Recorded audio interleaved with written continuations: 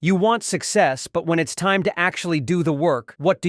You stay in bed and scroll through TikTok instead. So, the first thing we need to do is stop thinking about the entire marathon and just focus on the first step. Exactly. Instead of writing long to-do lists, let's try something different. Something that actually helps you start rather than just plan. The question in your mind is, what's the trick? Instead of listing a million things you have to do, write about your day as if it already happened.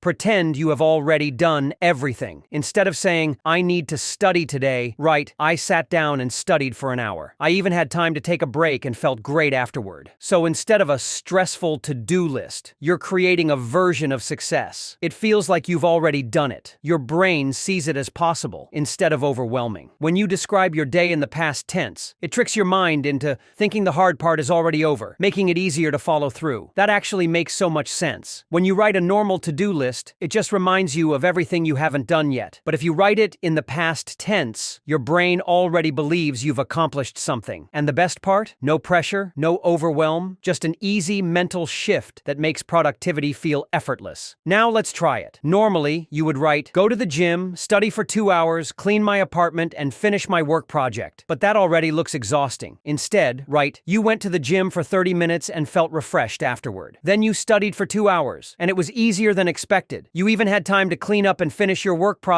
before dinner, so you felt super accomplished. Now it sounds less stressful. It actually makes you want to do it because it feels doable instead of overwhelming. That's the power of shifting your mindset. Instead of a rigid to-do list, you're giving yourself a clear and encouraging vision of success. But what if you write it down and still don't feel motivated? Then make it even smaller. Instead of writing about a whole day, just write one thing. You finished your work project today and it felt great. So now you should know how to trick your brain into starting. But what if the task itself is just boring? That's where our next tip comes in. Making work feel like play so you actually want to do it. If something feels boring, we avoid it. But if it's fun, we'll do it for hours. So instead of forcing yourself to work hard, you can trick your brain into wanting to do the task. But how do we do that? Let's say you need to clean your room. What's something that makes it feel less boring? Of course, music. Now, blast music. And suddenly, you're a cleaning superstar. Small changes make a huge difference, like music, a different location, or even a cup of coffee. The small things can make boring tasks way more enjoyable. Now, a serious question. What about studying? How do you make that fun? Turn it into a game. Set a timer for 10 minutes and challenge yourself to finish as much as possible before time runs out, like a speed round. That makes it way more exciting. You can also use rewards. If you finish this task, you'll get a break, like this. So instead of forcing yourself to work, you just make it fun. That's why it's easier to start and stay focused. Now, the next question is, what if you still don't finish things? Here's our next trick, the unfinished task effect. Let's talk about how to start and how to make work fun. But another problem is starting something and then never finishing it. Is this relatable to you? You feel productive for a while, but then suddenly lose motivation and convince yourself you'll finish it later. But later never happens. The worst part is that unfinished tasks stay in your mind, making you feel guilty every time you think about them. You might completely ignore something for a week, but then the moment you try to relax, your brain suddenly reminds you about it. That's called the Zeigarnik effect. It's a psychological trick our brains play on us. Once we start something, our minds don't like leaving it incomplete. That's why when you start a Netflix show, you feel the need to finish it. Yes, it's true. And you can use that same trick to your advantage with work and productivity. Now, here's another question. How do you make the Zeigarnik effect work for us instead of against us? It's simple. Don't aim to finish, just aim to start. The moment you begin, your brain will naturally push you to keep going because it hates leaving things unfinished. So instead of saying, I need to finish the report, just write the first sentence. Once you write that first sentence, your brain won't want to leave it hanging. Before you know it, you'll have written a full paragraph, then a page, and then you're done. It's much easier to convince yourself to do one small thing and then commit to the whole task. So now I know how to start, how to make work fun, and how to keep going once we've started. But what if we're spending time on the wrong things? What if we're just being busy instead of being productive? You've had days when you're super busy answering emails, organizing your files, and checking notifications, but by the end of the day, You've done nothing important. This happens when you don't prioritize correctly. Just because you're doing something doesn't mean you're making progress. It's like running on a treadmill. A lot of effort, but you're not actually going anywhere. That's why we need to use the Eisenhower matrix to figure out what's actually important and what's just wasting time. You've heard of it but never used it. What is the deal? It's a super simple way to organize tasks. Picture a box with 4 squares. Every task you have falls into one of these categories: important and urgent. Do it now, like deadlines and last-minute prep. Important but not urgent. Schedule it, like learning, skill development, workouts, long-term projects. Urgent but not important. Delegate it, like emails, small admin tasks, unnecessary meetings. Neither important nor urgent. Delete it, like mindless scrolling, binge-watching random videos. In this research session on productivity, where do videos fall? The answer is yes. If they're not actively helping you reach your goals, they're probably just a distraction. So how do you use this? Simple. Just write down your tasks and categorize them. Once you see where your time is going, you'll realize that a lot of what feels urgent can actually be ignored or scheduled for later. That makes sense. Instead of feeling busy all the time, focus on what actually moves you forward. Like they say, work smarter, not harder. The decision is yours. Do you still like lying on the bed, or are you motivated to break through your laziness?